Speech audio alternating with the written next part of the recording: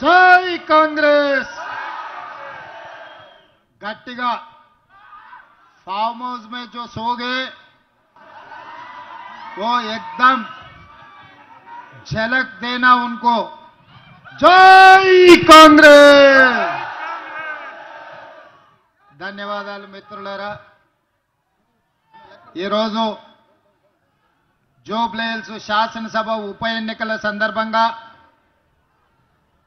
Shaikpet division లో స్థానిక corporator froth నేతృత్వంలో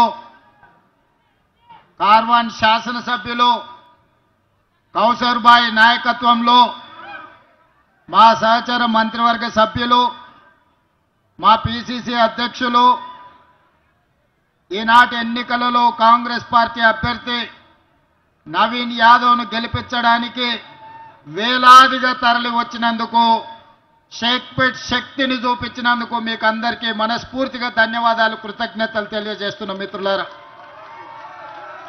మిత్రులారా ఈ ఎన్నికలు సెంటిమెంటా డెవలప్మెంటా ఆలోచన చేయండి। ఒకవేళ సెంటిమెంటునే మనము ఆమోదించాలంటే ఆనాడు 2007లో పి జనార్దన్ రెడ్డి గారు గుండెపోటుతో మరణించినప్పుడు అన్ని రాజకీయ పార్టీలు ఎంఐఎంతో సహా తెలుగుదేశం పార్టీ పీజేఆర్ కుటుంబానికి ఏకగ్రీవం ఇవ్వాలి అనంటే సెంటిమెంట్ రాజకీయాలకు కాలం చెల్లింది, పీజేఆర్ కుటుంబానికి ఏకగ్రీవంగా ఇచ్చేది లేదు అని చంద్రశేఖరరావు గారు నిర్ణయం తీసుకుంటే ఆనాడు పీజేఆర్ కుటుంబం కేసీఆర్ను కలవడానికి వెళ్తే గేటు బయట 3 గంటలు నించోబెట్టి అపాయింట్మెంట్ ఇవ్వకుండా అవమానించి ఆనాడు ఉప ఎన్నికలకు నాంది పలికిందే చంద్రశేఖరరావు గారు। మరి 2007లో గొప్ప నాయకుడు పేదోళ్ళ గుండె ధైర్యం పీజేఆర్ చచ్చిపోతేనే ఆనాడు ఏకగ్రీవానికి అవకాశం ఇవ్వని చంద్రశేఖరరావు ఈరోజు ఆయన కుమారుడు కేటీఆర్ ఏ రకంగా బీఆర్ఎస్ ఎమ్మెల్యే అభ్యర్థిని సెంటిమెంటుతో ఓటేయమని అడుగుతున్నాడని నేను ఈరోజు అడగదలుచుకున్న మీ ద్వారా। నిజంగానే సెంటిమెంటుకు ఓటు అడగాలంటే మొట్టమొదట జూబ్లీహిల్స్ ఖైరతాబాద్ చౌరస్తాలో పీజేఆర్ విగ్రహం ముందు బీఆర్ఎస్ నాయకులు ముక్కు నేలకు రాసి పీజేఆర్ ఆత్మకు క్షమాపణ చెప్పిన తర్వాతనే జూబ్లీహిల్స్ ఎన్నికల్లో బీఆర్ఎస్ వాళ్ళు ఓటు అడగాలి। ఇవాళ షేక్పేట కావచ్చు, రహమత్ నగర్ కావచ్చు, బోడబండ కావచ్చు, యూసుఫ్గూడ కావచ్చు, వెంగళరావు నగర్ కావచ్చు, సోమాజిగూడ కావచ్చు, ఇవాళ బీఆర్ఎస్ నాయకులు బెంజ్ కార్లు వదిలేసి ఇవాళ ఆటోలలో తిరుగుతున్నారు। మీ గల్లీలలో సమస్యల గురించి మాట్లాడుతున్నారు, మీ గల్లీలలో చేరుకపోయిన చెత్త గురించి మాట్లాడుతున్నారు, మీ తాగునీటి సమస్య గురించి మాట్లాడుతున్నారు, మీ ఇండ్ల మీద నుంచి వెళ్తున్న కరెంటు వైర్ల గురించి మాట్లాడుతున్నారు। నేను మీ ద్వారా ఒక్క మాట అడగదలుచుకున్నా, 2014 నుంచి ఈ జూబ్లీహిల్స్లో 3 సార్లు ఎమ్మెల్యేగా బీఆర్ఎస్ నాయకుడిని గెలిపించిండు కదా, 2 సార్లు కేటీఆర్ మున్సిపల్ మంత్రిగా ముఖ్యమంత్రిగా పనిచేసిండు కదా, 3 సార్లు బీజేపీని నరేంద్ర మోడీని సికింద్రాబాద్ పార్లమెంటు నియోజకవర్గం నుంచి గెలిపించిండు కదా। మరి ఈ సమస్యలకు కారణం బీఆర్ఎస్ బీజేపీ కాదా? ఒక్కసారి ఆలోచన చెయ్యండి। మాకు అవకాశమే రాలే, మమ్మల్ని ఎవరు వచ్చి ఈ పని కావాలి అని అడగలే। అయినా జూబ్లీహిల్స్ శాసనసభ నియోజకవర్గంలో మిత్రుడు వివేక్ వెంకటస్వామి గారు 3 నెలల్లో 400 కోట్ల రూపాయల నిధులు కేటాయించి ఈ రోజు అండర్ గ్రౌండ్ డ్రైనేజ్ కావచ్చు, సీసీ రోడ్లు కావచ్చు, కరెంటు వైర్ల తొలగింపు కావచ్చు, ఈ రోజు పనులు జరుగుతున్నాయి।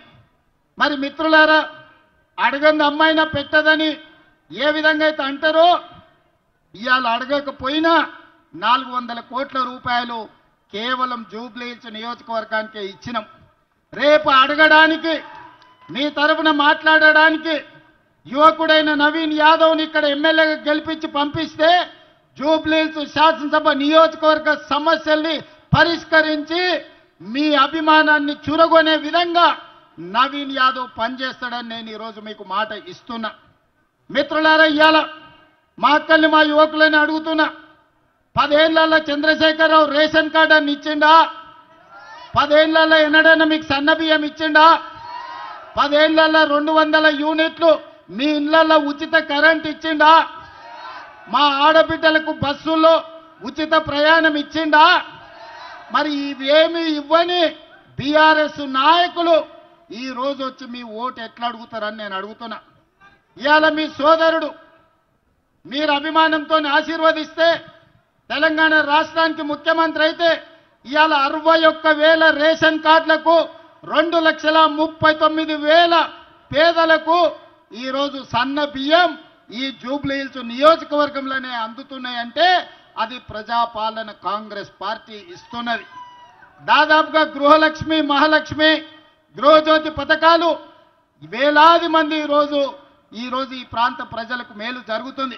500 రూపాయల సిలిండర్ కావచ్చు, డబల్ బెడ్రూమ్ ఇల్లు ఇస్తా అని కేసీఆర్ మోసం చేస్తే నేను ఇవాళ ఈ వేదిక మీద నుంచి మాట ఇస్తున్నా, జూబ్లీ హిల్స్ నిరుపేదలకు రాబోయే రోజుల్లో ఇందిరమ్మ ఇండ్లు 4,000 ఇండ్లు మీకు కేటాయించి మీ భవిష్యత్తును తీర్చిదిద్దే బాధ్యత కాంగ్రెస్ పార్టీ తీసుకుంటది.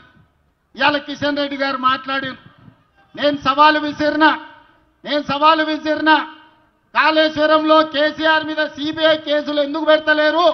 మేము పంపించి 3 నెలలైంది, జవాబేందని ఆయన నాకు సవాలు విసురుతుండు. నాతో చర్చిస్తాను. కిషన్ రెడ్డి కాదు, చర్చలు నాతోని కాదు. ఢిల్లీలో వెళ్ళి నరేంద్ర మోడీతో చర్చించండి, ఢిల్లీకి వెళ్ళి అమిత్ షాతో చర్చించండి. ఎందుకు కేటీఆర్ ను బొక్కలు వేయడానికి మోడీ అనుమతిస్తలేడో గాడవై కొట్లాడండి. ఈడ నాతోనేంది నువ్వు మాట్లాడేది? 6 ఏళ్ల నుంచి నువ్వే మంత్రివే. మెట్రో రైలు ఎందుకు రాలేదు? గోదావరి జలాలకు నిధులు ఎందుకు ఇవ్వలేదు? మూసి అభివృద్ధి కోసం నిధులకు ఎందుకు అడ్డం పడుతున్నావు? RRR రింగ్ రోడ్డుకి ఎందుకు అడ్డం పడుతున్నావు? రేడియల్ రోడ్స్కి ఎందుకు అడ్డం పడుతున్నావు? హైదరాబాదు నగర ప్రజలకు చెప్పు. ఇవాళ గుజరాత్లో సబర్మతి రివర్ ఫ్రంట్ కట్టుకోవచ్చు, యూపీలో గంగా నది రివర్ ఫ్రంట్ కట్టుకోవచ్చు, ఢిల్లీలో యమునా నది రివర్ ఫ్రంట్ కట్టుకోవచ్చు. కానీ హైదరాబాదు నగరంలో మూసీ నది రివర్ ఫ్రంట్ ఎందుకు కట్టుకోకూడదు? బీజేపీకో నీతి, ఇవాళ తెలంగాణకి ఇంకొక నీత. గుజరాత్ను ఇంకొక విధంగా, ఢిల్లీ, ఉత్తరప్రదేశ్ మరో విధంగా. ఇవాళ తెలంగాణకు అన్యాయం చేయడానికే ఈ ప్రాంతంలో సికింద్రాబాద్లో నిన్ను ఎంపీగా గెలిపించి మంత్రిని చేసిండ్రా కిషన్ రెడ్డి గారు. అదేవిధంగా కేటీఆర్ చర్చలకు సవాల్ అంటున్నాడు. సవాలు ఇసరడం, పారిపోవడం నీ జాతిలోనే ఉంది. గంజాయి డ్రగ్స్ గురించి టెస్టులంటే నేను విశ్వేశ్వరరెడ్డి అమరవీరుల స్థూపం దగ్గర 6 గంటలు వెయిట్ చేసినాం, రాలేదు. అసెంబ్లీలో చర్చలు చేద్దామంటే నువ్వు నీ అయ్యా ఇద్దరు అసెంబ్లీకి రాకుండా పారిపోయినరు. మొన్నటికి మొన్న కంటోన్మెంట్లో శ్రీ గణేష్ను గెలిపిస్తే 4,000 కోట్లతో అభివృద్ధి చేసినా నేను చెప్తే సవాలు విసిరిండు. 4,000 కోట్లు ఎక్కడిచ్చిరో చెప్పు, నేను రాజీనామా చేస్తాను. శ్రీ గణేష్ 5,000 కోట్ల రూపాయల జీవోలు చూపిస్తే రాజీనామా చేయకుండా పారిపోయిన కేటీఆర్ ఇవాళ మళ్ళా చర్చలతోని సవాళ్ళు విసురుతున్నారు. నీలాంటి సన్నాసులు సవాలు విసురితే మా కాంగ్రెస్ పార్టీ కార్యకర్తలు పట్టించుకోరు. ఒకవేళ నువ్వు సవాలు విసిరేది నిజమే అయితే కంటోన్మెంట్లో శ్రీ గణేష్ తయారుగా ఉన్నాడు, అక్కడ నిధులు ఏమిచ్చిండ్రో నువ్వు వాటి జీవోలు ఇస్తాడు, నువ్వు రాజీనామాకు సిద్ధంగా అని చెప్పి ఇవాళ కేటీఆర్కు నేను సవాలు విసురుతున్నా. మిత్రులారా,